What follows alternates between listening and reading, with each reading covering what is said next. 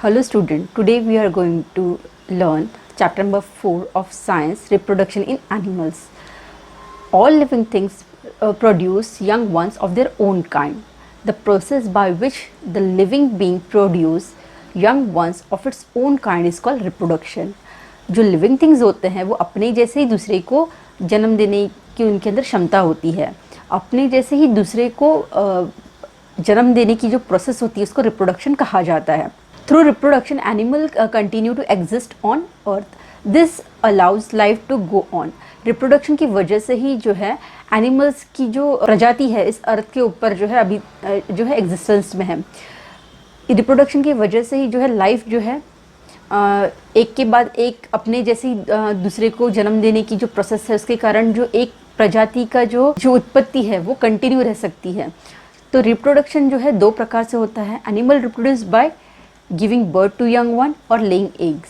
एक अपने जैसे दूसरे को जन्म देने के लिए ये जो सेकंड प्रोसेस है वो लेइंग एग्स यानी अंडे जो है पहले दिए जाते हैं.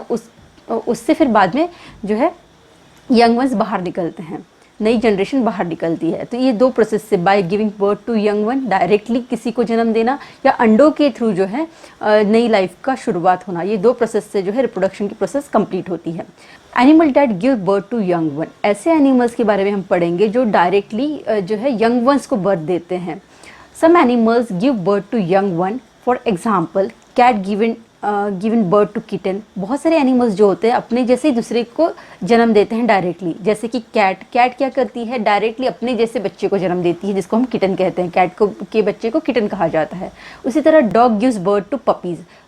जो डॉग्स होते हैं वो अपने बच्चे को जन्म देते हैं डायरेक्टली. तो उनके जो बच्चे जो होते हैं वो डॉग की तरह ही होते हैं तो उनको पपीज़ कहा जाता है. Similarly, animals like cows, lions, horse, elephant and goat also gives birth to young one of their own kind.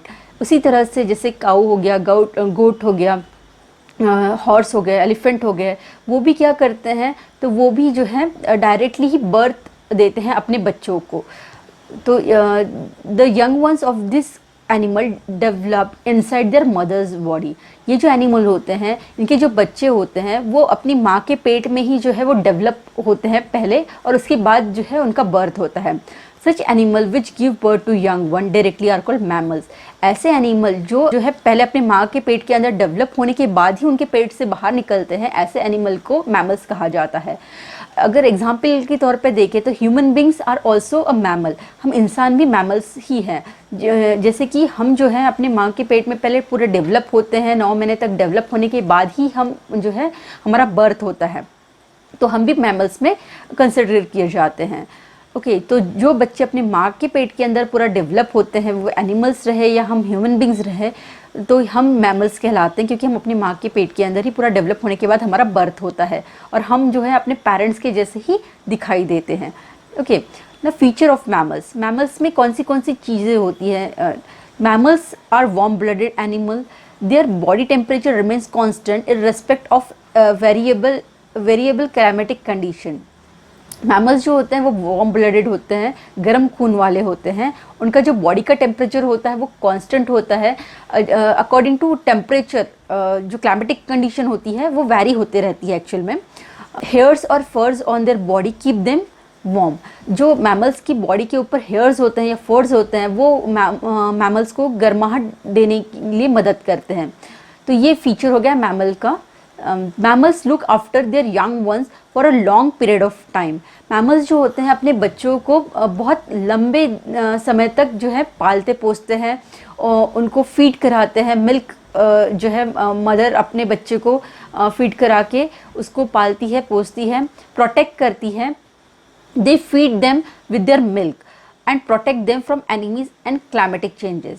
Mother जो होती है अपने बच्चों को मिल्क पिला करके बड़ा करती है, उसको स्ट्रॉन्ग बनाती है, उसको प्रोटेक्ट करती है दुश्मनों से और वेदर कंडीशन से. अगर बुरा वेदर आता है या एनिमीज़ आते हैं तो ऐसे सिचुएशन में जो है मैमल्स जो होते हैं वो बहुत प्रोटेक्टिव होते हैं अपने बच्चों के प्रति. मैमल्स जो है बहुत लंबे समय तक जो है अपने बच्चों की केयर किया करते हैं. ओके, तो these are the features of mammals. I hope you understand this.